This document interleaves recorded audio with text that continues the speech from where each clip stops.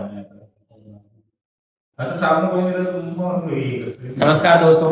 तो देखो, 9th class की सीरीज में अपन पहुंच गए थे गैसीय अवस्था तक। अपन ने पहले दो अवस्थाएं पढ़ चुकी है, ठोस अवस्था और द्रव अवस्था के। मैंने तुम्हारे लिए गुण पढ़ा दिए थे और उनके गुणधर्म भी बता दिए थे। तो आज जानते हैं अपन आगे की वीडियो में ये गैसीय अवस्था के बारे में। तो आगे देखो, पदार्थ की वह अवस्था जिसमें परमाणु या अणु या आयनों के मध्य आकर्षण बल क्या होता है, बहुत ही न्यून या बहुत ही कम होता है। इसके कारण ये अवयवी कण दूर दूर होते हैं। इसे पदार्थ की कौन सी अवस्था कहा जाता है, गैसीय अवस्था। तो तुमसे अगर डायग्राम पूछा जाए तो इस प्रकार तुम कणों की व्यवस्था को दूर दूर दर्शा सकते हो, और ये अवयवी कण है गैसीय अवस्था की, ये दिखाओगे। इसके बाद में देखो इनके गुणधर्म। गुणधर्म में पहले देखना कि इसके अंतर्गत आकार व आयतन दोनों ही क्या होते हैं, अनिश्चित होते हैं। अर्थात इन्हें कोई इनका न तो आकार निश्चित होता है, न ही इनका आयतन निश्चित होता है। इनमें बहने का गुण पाया जाता है। तरलों में बहने का गुण पाया जाता है, और तरलों में मैंने दो बताए थे तुम्हारे लिए। तरलों में द्रव भी आता है और गैस भी आती है। इसकी संपीड़ितता पाई जाती है। संपीड़ितता के कारण इनको क्या किया जाता है, संपीड़ित करके और कंटेनरों में भर के रख दिया जाता है। इसी प्रकार से एलपीजी और सीएनजी देखते हो तुम, आकर्षण बल क्या होता है, बहुत ही न्यून होता है,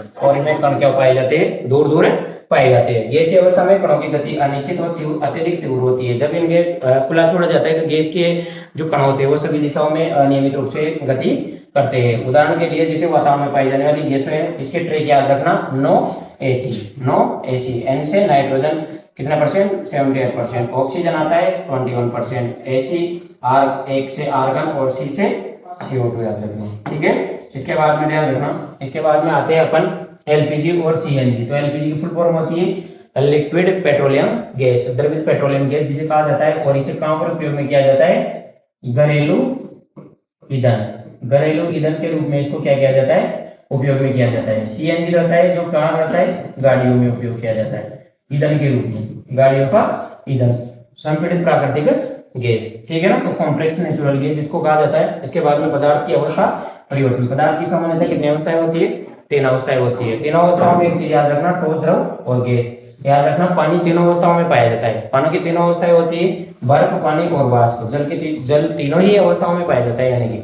इसके बाद में पदार्थ के भौतिक अवस्थाओं में परिवर्तन निम्न दो प्रकार से किया जाता है। निम्न दो प्रकार में, एक याद रखना तापमान में परिवर्तन करके, और दूसरा याद रखना किसमें, दाब में परिवर्तन करके। तो पहला तापमान में परिवर्तन, दूसरा दाब में परिवर्तन। तो पहला पढ़ेंगे अपन तापमान में परिवर्तन। तापमान में परिवर्तन में अपन पढ़ेंगे कि ताप बढ़ाते हैं तो कणों की गतिज ऊर्जा भी क्या होती है, बढ़ती है। कणों की गतिज ऊर्जा बढ़ने पर उनमें कंपन बढ़ता है, और कंपन बढ़ने के कारण उनमें आकर्षण बल को तोड़ दिया जाता है। जैसे आकर्षण बल टूटता है, आकर्षण बल टूटने के बाद अपने को एक चीज याद रखनी है, कण क्या करेंगे, स्वतंत्र रूप से गति करेंगे। जैसे स्वतंत्र रूप से गति करते हैं, उसके बाद में एक चीज याद रखना कि वो कण अलग अलग दिशाओं में भागेंगे। तो इसी प्रकार से एक चीज याद रखना कि एक पदार्थ एक अवस्था से दूसरी अवस्था में चला जाता है। अब देखो, इसमें एक परिभाषा है गलनांक की, मेल्टिंग पॉइंट जिसे कहा जाता है। तो वायुमंडलीय दाब पर यदि कोई भी ठोस अपनी ठोस अवस्था से किस अवस्था में आएगा, द्रव अवस्था में, तो उस न्यूनतम ताप को क्या कहेंगे अपन, गलनांक कहेंगे उसका, ठीक है। किसी भी ठोस का गलनांक उसके कणों के मध्य आकर्षण बल की मजबूती को दर्शाता है। जैसे कि जो बर्फ होती है उसका गलनांक कितना होता है, 273.15 होता है, या 0 डिग्री सेंटीग्रेड होता है। ये चीज याद रखना। अब इसके बाद में देखना आगे अपने पास आती है संकलन की प्रसुप्त उष्मा। उसके बाद में महत्वपूर्ण परिभाषा है, याद रखना, एक एटीएम दाब या एक वायुमंडलीय दाब पर ठोस को उसके गलनांक पर द्रव में बदलने के लिए आवश्यक जो उष्मा होती है ना, उसकी मात्रा क्या कहलाती है, संकलन की गुप्त उष्मा या प्रसुप्त उष्मा कहलाती है। गलने की प्रक्रिया के दौरान जब तक बर्फ पूरी तरह से नहीं पिघल जाता तो उसमें तापमान क्या रहता है, नियत बना रहता है। जब तक कि पूरा पानी नहीं बन जाएगा ना बर्फ, तब तक उसका तापमान नियत बना रहता है, और ये कितना रहता है, 0 डिग्री सेंटीग्रेड। तो उष्मा जब हम बर्फ को उष्मा देते हैं तो उसके अवयवी कणों के बीच में वो क्या कर जाती है, छिप जाती है, और वो छिपने के कारण ही उसमें जो हीट होती है ना, लेटेंट हीट, तो लेटेंट हीट ऑफ फ्यूजन कहलाती है, वो ध्यान रख लेना। इसके बाद में देखो क्वथनांक, बॉइलिंग पॉइंट। तो वायुमंडलीय दाब पर वह ताप जिस पर कोई भी द्रव उबलने लग जाता है तो वो उसके क्या कहलाते हैं, बॉइलिंग पॉइंट कहलाता है। ये पानी के लिए कितना होता है, 100 डिग्री सेल्सियस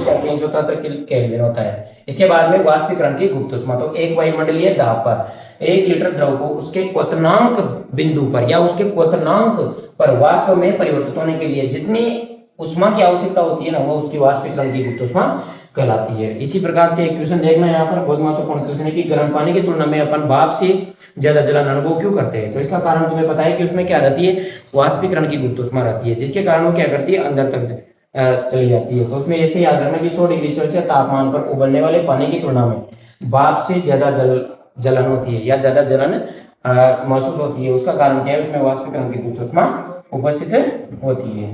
तो इस प्रकार से अपन ने आज जाना, अपन ने वाष्पीकरण और यहाँ पर जाना है, अर्थात अपन ने तापमान का प्रभाव जान लिया है। ठीक है, इसके बाद में दाब में परिवर्तन का प्रभाव अपन अगले नेक्स्ट क्लास में पढ़ेंगे।